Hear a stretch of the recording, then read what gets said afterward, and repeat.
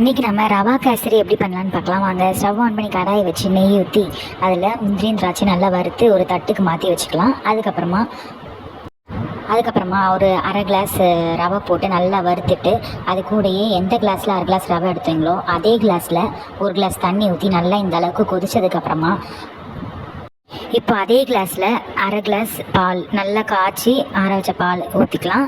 அதுவும் நல்லா கொதித்து வரட்டும்.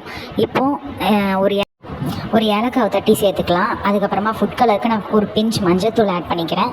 அதுவும் நல்லா போட்டு நல்லா கிளறி விட்டுட்டு இப்போ வறுத்து வச்ச முந்திரி திராட்சையை சேர்த்து கொஞ்சம் நெய்யும் ஊற்றி நல்லா கிளறி விட்டுக்கலாம். இப்போ அது நல்லா வெந்து வந்ததுக்கப்புறமா அதே கிளாஸில் ஒரு கிளாஸ் நாட்டு சக்கரை ஆட் பண்ணி நல்லா கிளறி விட்டுக்கலாம். நான் அரை கிளாஸ்க்கு ஒரு கிளாஸ் நாட்டு சக்கரை சேர்த்துருக்கேன். கூட கொஞ்சம் நெய் ஊற்றி நல்லா கிளறி விட்டுக்கலாம். கூட இனிப்பு வேணும்னா நீங்கள் கூட அரை கிளாஸ் நாட்டு சக்கரை சேர்த்து வச்சுக்கலாம்.